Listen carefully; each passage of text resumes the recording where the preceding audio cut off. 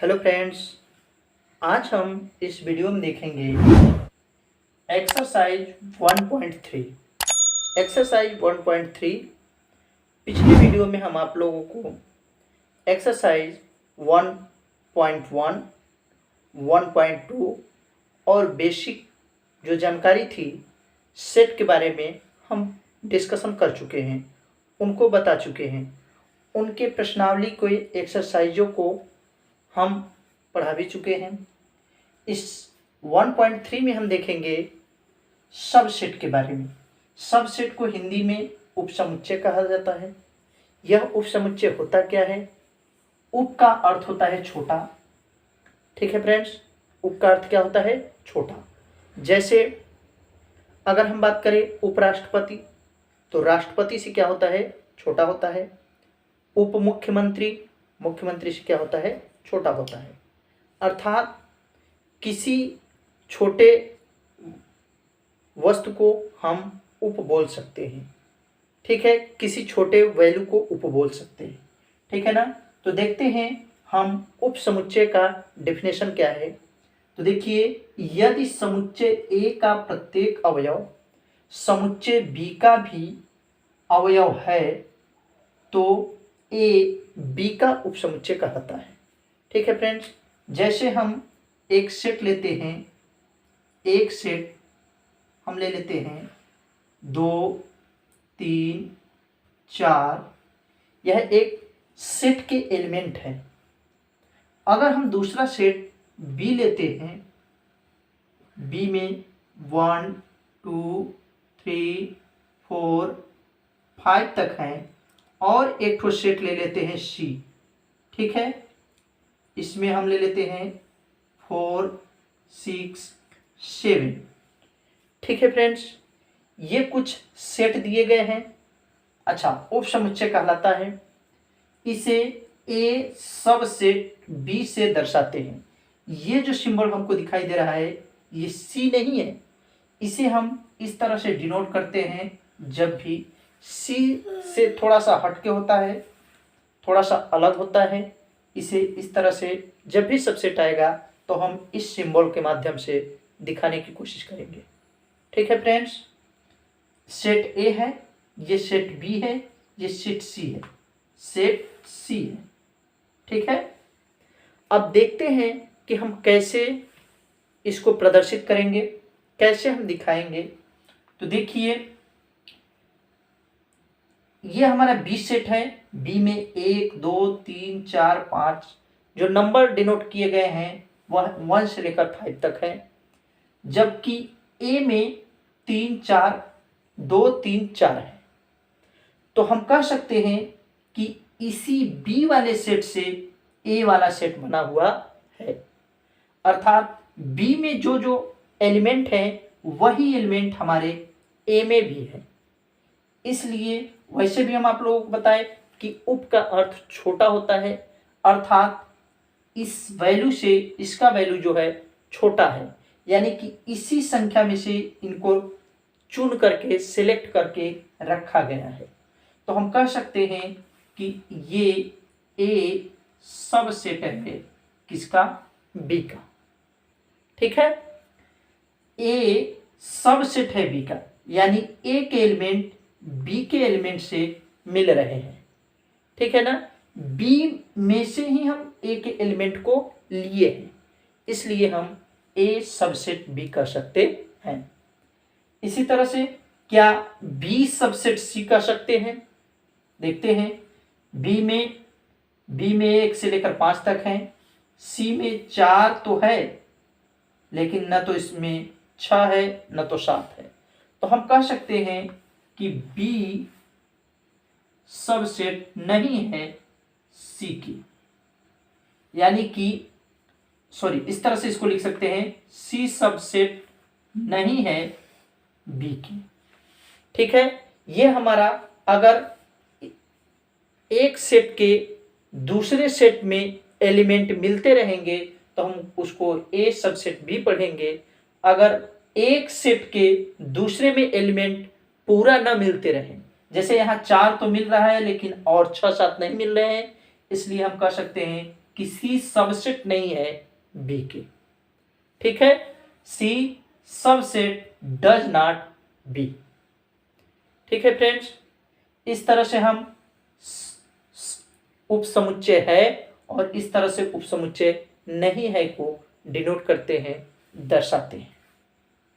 ठीक है, चलिए फ्रेंड्स, हम कुछ और सबसेट के गुणों को, सबसेट के क्वालिटीज को देखते हैं कि क्या और इनके गुण हो सकते हैं। मान लीजिए कोई सेट P इस तरह से दिया हो,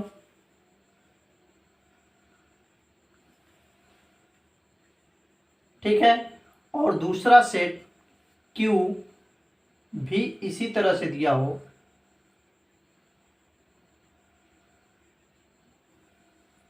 ठीक है, तो हम क्या कर सकते हैं?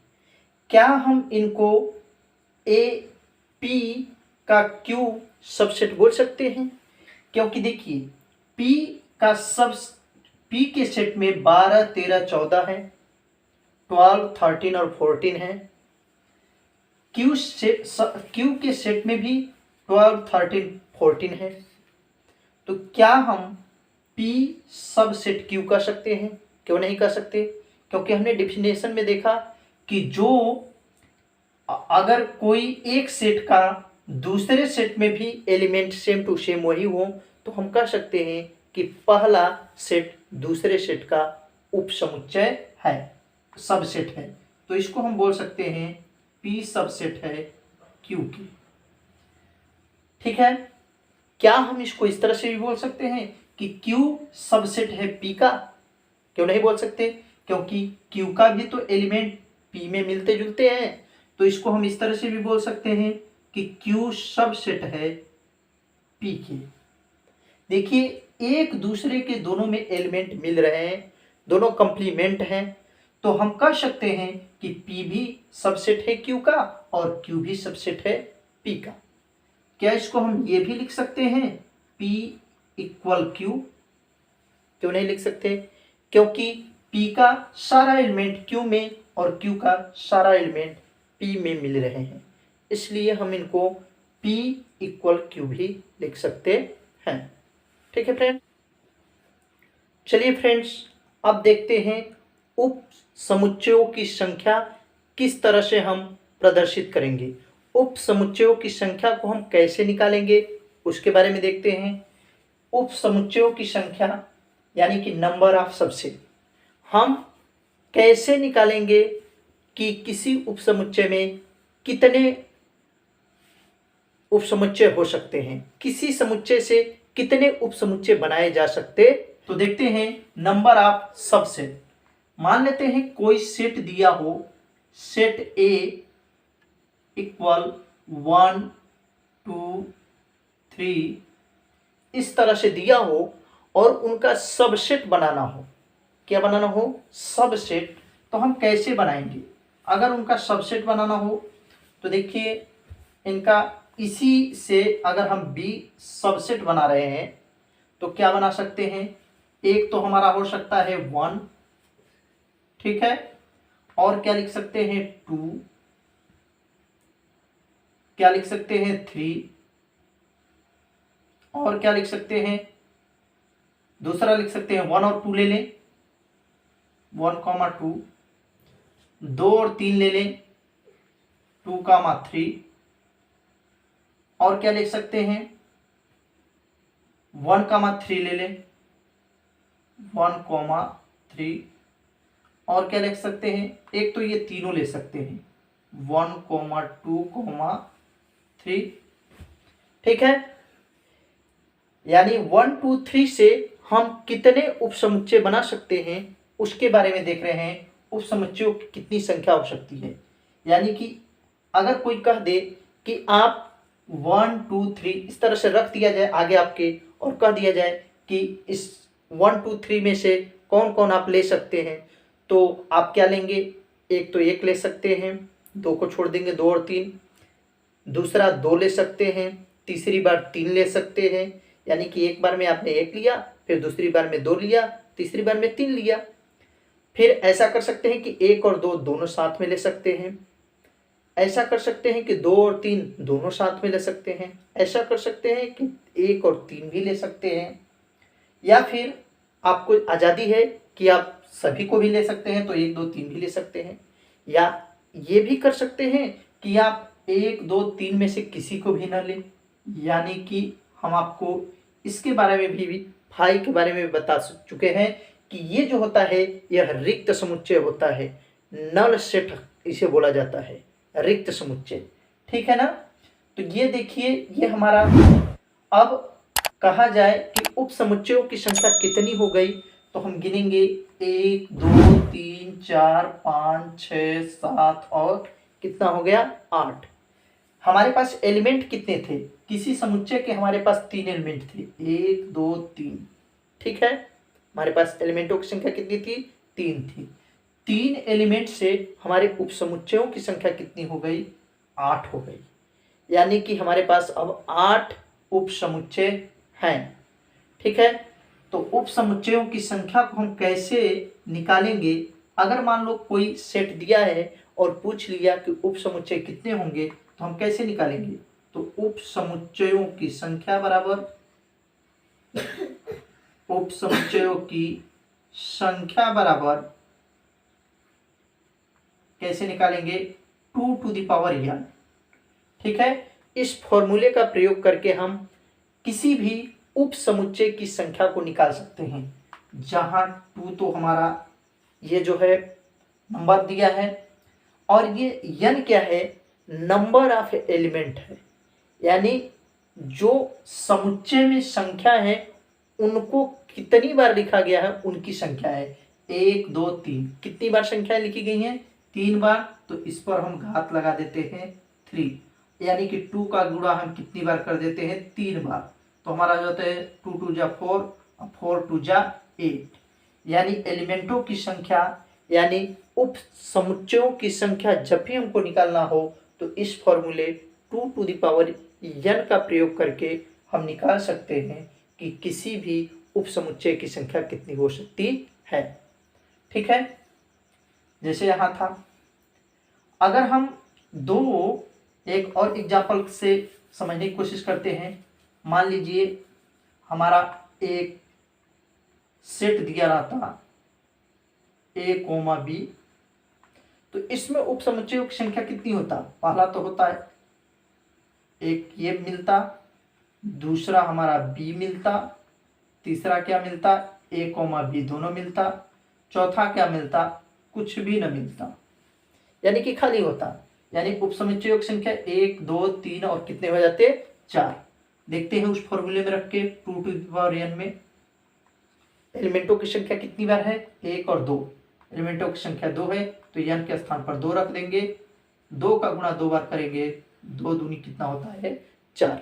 यानी इस फॉर्मूले की सहायता से हम किसी भी उप समुच्चयों की संख्या को आसानी से मालूम कर सकते हैं। ठीक है फ्रेंड्स, आगे हम देखेंगे कि समुच्चय के क्या प्रकार होते हैं। तो समुच्चय के प्रकार में हम देखते हैं, अगला हेडिंग जो होता है हमारा उप समुच्चय के प्रकार। उप समुच्चय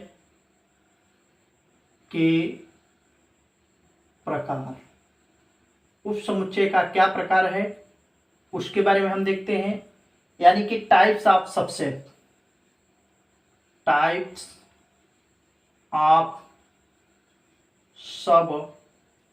सबसेट। ठीक है फ्रेंड्स, टाइप्स ऑफ सबसेट यानी उप समुच्चयों के प्रकार। उप समुच्चय के कितने प्रकार होते हैं, तो देखिए उप समुच्चय पहला होता है उचित उप समुच्चय या उचित समुच्चय कह सकते हैं। दूसरा होता है उचित उप समुच्चय।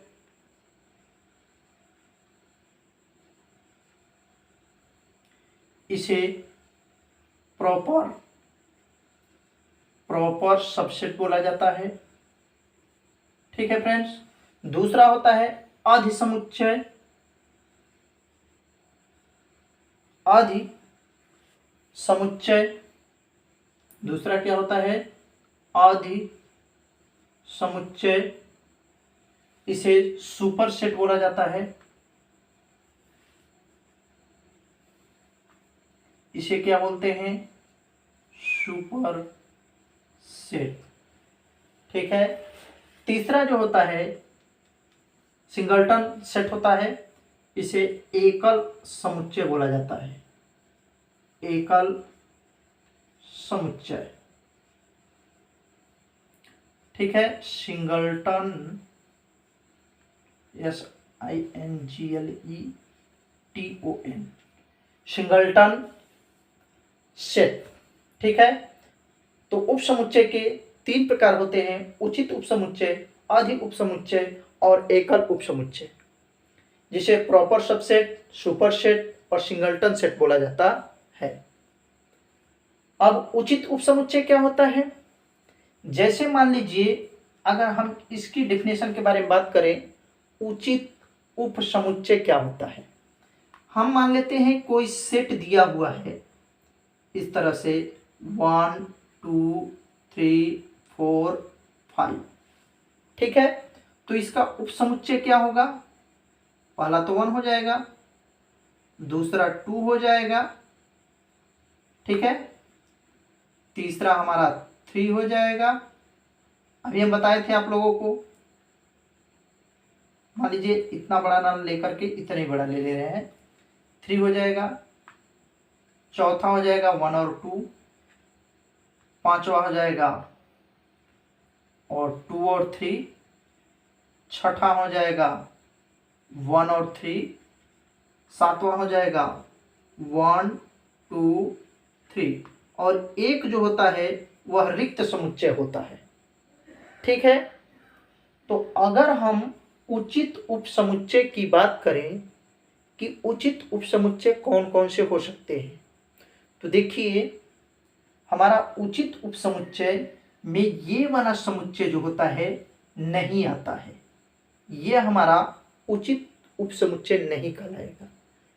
कहलाएगा क्या, क्योंकि आप कहेंगे कि अभी आपने बताया था कि जिस समुच्चय का प्रत्येक अवयव दूसरे समुच्चय में भी मिलते रहें तो हम कह सकते हैं कि वह समुच्चय दूसरे समुच्चय के बराबर होता है। अगर हम इसे b मान लें तो a और b का ये वाला जो 1 2 3 और 1 2 3 दोनों में दिया है, ये तो दोनों बराबर है, तो इसलिए ये 1 से लेकर यहाँ तक जो होते हैं हमारे, वो क्या कहलाते हैं, उचित उपसमुच्चय कहलाते हैं।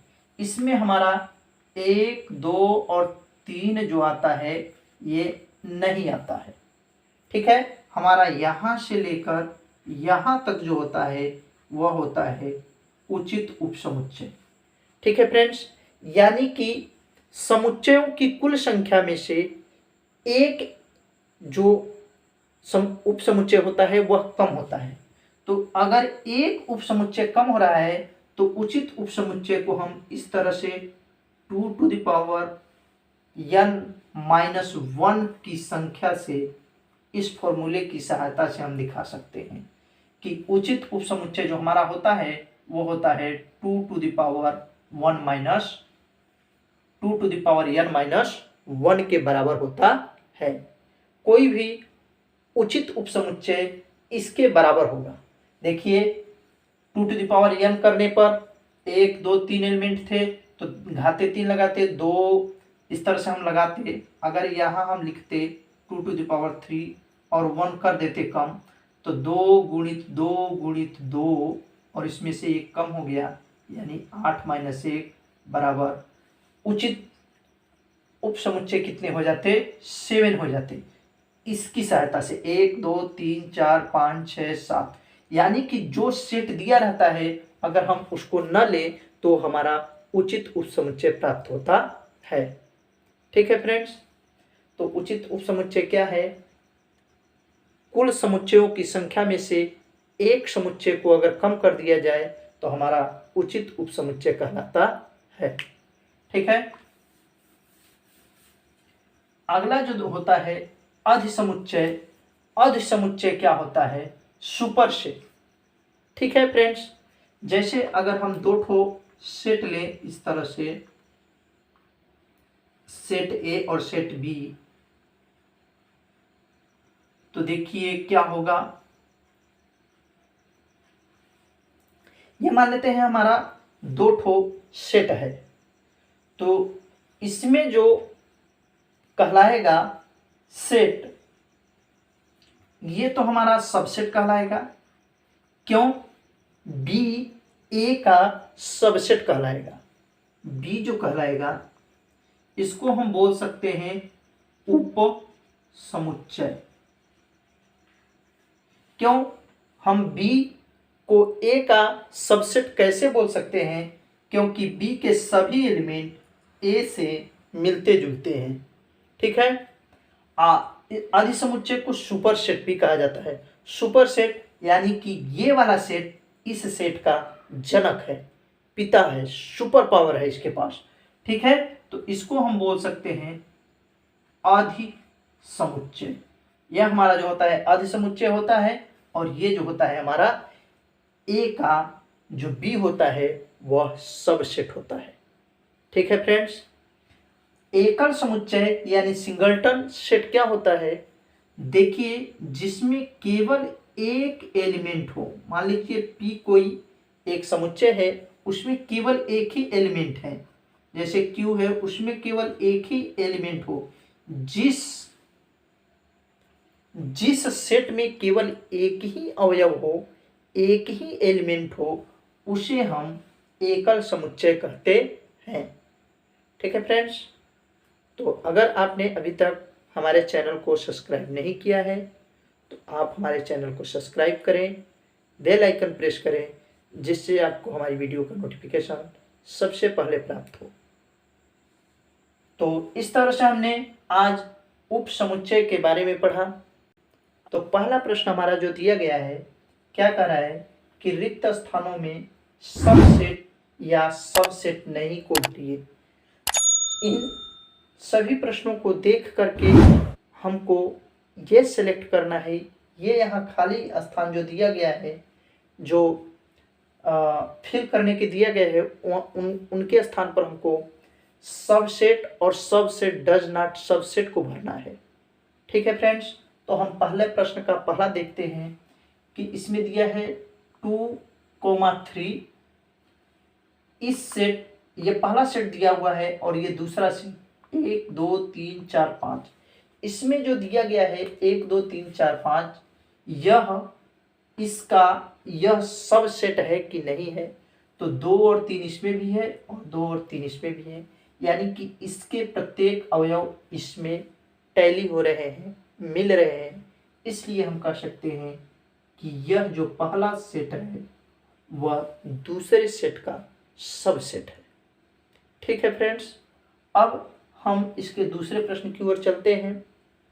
तो देखिए, यक्स सच दैट यक्स, पहले सेट में जो दिया गया है, यहाँ डॉट डॉट करके यहाँ दूसरा सेट दिया गया है। हम देखेंगे कि दूसरे का पहले में या पहले का दूसरा में कुछ मैच हो रहा है कि नहीं हो रहा है। तो यक्स सच दैट यक्स आपके विद्यालय की कक्षा 11 का एक विद्यार्थी है। कक्षा क्लास 11th का एक विद्यार्थी है आपके विद्यालय में। ये बताया जा रहा है कि कोई आपके विद्यालय का कक्षा 11 का एक विद्यार्थी है। ठीक है, दूसरे में क्या बताया जा रहा है? यक्स सच दैट यक्स आपके विद्यालय का एक विद्यार्थी है। कहा जा रहा है कि आपके विद्यालय का कोई एक विद्यार्थी है जो आपके क्लास 11 में आपके ही विद्यालय में पढ़ता है, यानी कि ये इस विद्यालय का एक विद्यार्थी है जो कक्षा 11वीं में पढ़ता है, यानी कि ये भी हमारा सबसेट हो जाएगा। तो यहाँ हम सबसेट का सिंबल लगा देते हैं। अब तीसरे प्रश्न की ओर चलते हैं, देखते हैं कि क्या यह तीसरा प्रश्न इसका सबसेट है कि नहीं है। तो देखिए, पहले सेट में दिया हुआ है a, b, c, और दूसरे सेट में दिया गया है b, c, d।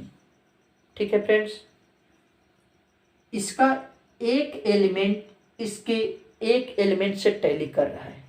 लेकिन बाकी एलिमेंट जो हैं वो टैली ही नहीं कर रहे हैं। इसमें सी दिया है तो इसमें भी सी दिया है, बी सी तो दिया है लेकिन डी नहीं दिया है।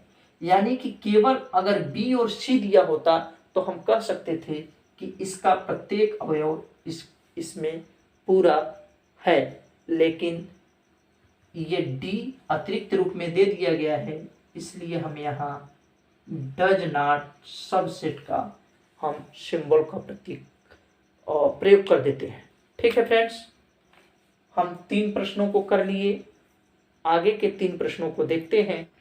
चलिए फ्रेंड्स, अब हम चलते हैं पहले प्रश्न के चौथा और 5वां क्वेश्चन दिया है उसके बारे में देखते हैं। क्या करा है, यक्स सच दैट यक्स किसी समतल में स्थित एक वृत्त है। कोई समतल है, उसमें एक वृत्त स्थित है। ये क्या कर रहा है, दूसरा जो उसका सेट कर रहा है, यक्स सच दैट यक्स एक समान समतल में वृत्त है जिसकी त्रिज्या 1 इकाई है। यानी कि कोई समतल में 1 इकाई का वृत्त स्थित है और पहले में कह रहा था कि किसी समतल में स्थित एक वृत्त है, यानी कि दोनों वृत्त से संबंधित हैं। इसलिए हम कह सकते हैं कि जो पहला है यह दूसरे सेट का सबसेट है। ठीक है, इसका 5वां प्रश्न देखते हैं। यक्स सच दैट यक्स किसी समतल में स्थित एक त्रिभुज है। पहले सेट पे कह रहा है कि किसी समतल में स्थित एक त्रिभुज है, यहाँ डॉट डॉट दिया है, फिर कह रहा है कि यक्स सच दैट यक्स किसी समतल में स्थित एक आयत है। दूसरे में कह रहा है कि एक आयत है और पहले में कह रहा है कि एक त्रिभुज है।